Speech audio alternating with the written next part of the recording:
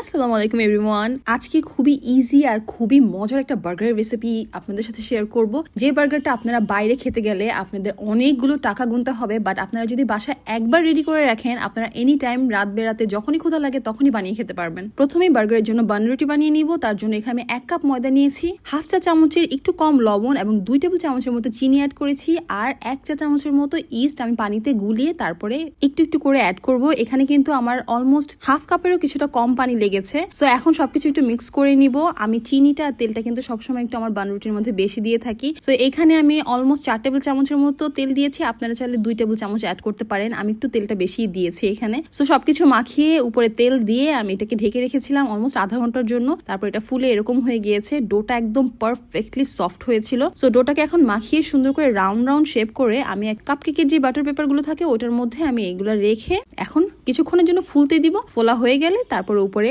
Egg brush করে আমি এটাকে 180 ডিগ্রি সেলসিয়াসে অলমোস্ট 15 থেকে 17 মিনিটের জন্য বেক করতে দিয়ে দিব, জাস্ট আনটিল উপর থেকে একটা সুন্দর ব্রাউন কালার আসা পর্যন্ত। এই ব্রেড নিয়ে আমি সব থেকে বেশি কমেন্ট আর টেক্সট পাই। আমি যতবারই দেখাই আপুরা ততবারই আমাকে বলে যে আপু আমার ব্রেডটা একদম হার্ড হয়ে গিয়েছে, এটা হয়েছে সেটা হয়েছে। বাট দেখেন আমি এখানে তেমন কিছুই অ্যাড করিনি, জাস্ট নর্মাল বেসিক যে জিনিসগুলো অ্যাড না করলেই না ওগুলোই অ্যাড করেছি। দেখেন আমার ব্রেডটা কতটা সফট হয়েছে। আর আমি সবসময় ব্রেডটা কিন্তু মাইক্রো ওভেনে বানাই না, ইলেকট্রিক ওভেনে বানাই। সো এখন চলে যাবো বার্গারের প্যাটির জন্য। আর সবাই জানে I love Bengal meet. So Bengal meet থেকে আমি 263 টাকা দিয়ে এই বার্গারের প্যাটিটা কিনেছি।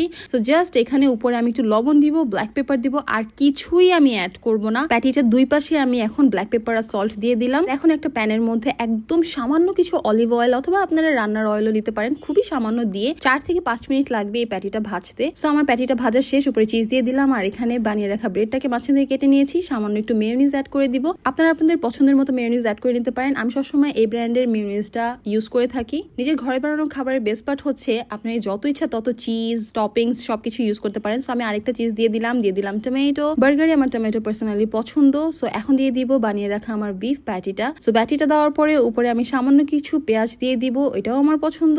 আপনারা চাইলে ক্যারামেলাইজড করে নিতে পারেন পেঁয়াজটা, বাট আমার কাছে এভাবেও খুবই মজা লাগে। সো উপরে পাটটার মধ্যে সামান্য অল্প একটু মেয়োনিজ দিয়ে আমি জাস্ট বার্গারটা আমার রেডি। আমার এক্স্যাক্টলি এরকম বার্গার পছন্দ, একদম নিজের মন মতো হয়েছে। আর ভিতরে প্যাটিটা যে এতটা সফট আর টেস্টি হয়েছে আপনারা একবার ট্রাই করলেই বুঝতে পারবেন। সো আই হোপ আপনাদের কাছে এই ভিডিওটা ভালো লেগেছে। So it's all for now, see in the next video. Bye, thanks for watching.